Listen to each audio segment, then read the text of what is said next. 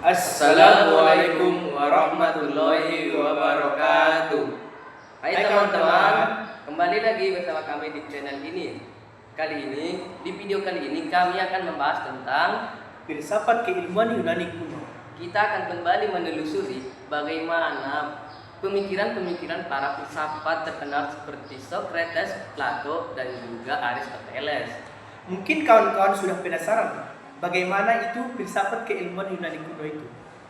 Dari situ, jangan skip video ini, tonton sampai akhir. Simak baik-baik ya teman-teman. Oke teman-teman, saya akan menjelaskan tentang filsafat keilmuan Socrates. Sebelum kemunculan Socrates ini, para ilmuwan sudah berpikir asal usul terciptanya alam semesta dan hakikat realitasnya. Mereka disebut filsuf alam atau fisis. Karena berfokus pada prinsip dasar atas segala sesuatu. Dan teman-teman, di sini ada beberapa tokoh dan pendapat-pendapatnya seperti Thales. Dia berpendapat bahwa air adalah asal mula dari sesuatu. Si Thales ini mengatakan asal mula dari sesuatu yaitu air. Ya seperti alam semesta ini terjadi dengan air dan terus manusia dari air dan apapun yang ada di alam semesta ini dari air. Itu maksudnya teman-teman. Dan ada juga pendapat dari Anaximenes. Anaximenes ini mengatakan bahwa udara adalah sumber dari kehidupan. Dia mengatakan bahwa udara adalah sumber dari kehidupan. Memang kawan-kawan, seperti kita ketahui, kalau nggak ada udara kita nggak bisa bernapas. Adapun Heraklitus menyatakan bahwa perubahan adalah hal yang abadi. Semua mengalir yang disebut pantarai. Dan adapun tokoh selanjutnya, Parmenides ini justru menolak pendapat itu, pendapat perubahan. Dia mengatakan bahwa yang ada di satu tidak akan berubah, yang ada satu dan tidak akan berubah. Ciri-ciri utama pemikiran Socrates ini adalah bersifat rasional, bukan mitologis. Di sini menjadi awal dari cara berpikir kita, cara berpikir ilmiah.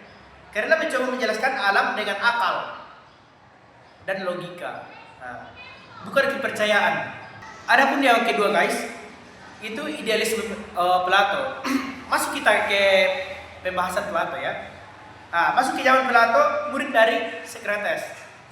Plato dikenal sebagai filsuf idealisme, yaitu pandangan bahwa hakikat hanya sesungguhnya berada di dunia ini adalah idea atau ide. Menurut Plato, dia berpendapat menurutnya dunia yang kita lihat sekarang yang hanyalah bayangan dari dunia yang sejati. Contohnya teman-teman, meja ini. Meja ini kita lihat dari dunia nyata hanyalah tiruan dari ide meja yang sempurna dari dunia ide. Jadi pengetahuan sejati hanya bisa diperoleh melalui akal, bukan dari pengalaman indera. Namun kawan-kawan, Plato ini memberikan kontribusi terhadap keilmuan, yaitu menekankan peran rasio atau akal dalam memperoleh pengetahuan, mengembangkan konsep metode dialektika mencari kebenaran lewat dialog dan pertanyaan kritis, memberi dasar bagi ilmu, pengetahuan, teori atau dunia barat. Nah, di sini saya akan menjelaskan materi ketiga, yaitu realisme Aristoteles. Kalian tahu nggak guys? Ternyata Aristoteles ini adalah murid daripada Plato. Namun dia tidak sepakat dengan pendapat gurunya. Jika Plato berpendapat menekankan dunia ide, maka si Aristoteles ini menekankan dunia nyata yang realita konkret. Yang dimana Aristoteles ini berpendapat atau mengatakan bahwa pengetahuan sejati hanya dapat diperoleh dari pengamatan langsung terhadap alam atau secara empiris. Nah, dari penjelasan tadi, kita dapat mengetahui bahwa prinsip utama Aristoteles ini adalah ilmu pengetahuan harus berdasarkan pengalaman dan juga logika. Segala sesuatu yang memiliki sebab dan pengetahuan dicapai dengan memahami sebab-sebab tersebut.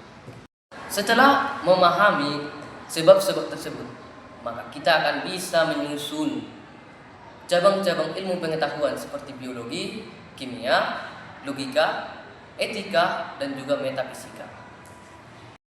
Jadi kesimpulan dari materi Aristoteles ini adalah jika Plato membangun ilmu pengetahuan dari ide, maka Aristoteles membangun ilmu pengetahuan dari kenyataan atau realita.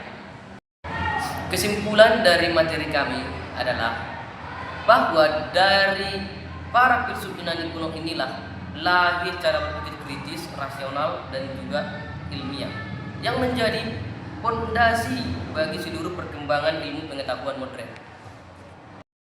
Dari Socrates kita dapat belajar bagaimana cara berpikir logis.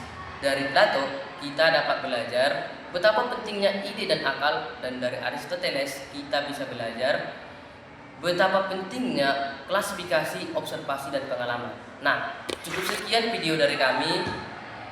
Untuk teman-teman semua, terima kasih telah mendengarkan dan menonton sampai habis. Jangan lupa like, comment, and subscribe guys. Saya Hasib Fajar Siregar dengan NIM 2420 80008. Saya Fatur Rizky dari NIM 2420 8022. Pamit undur diri.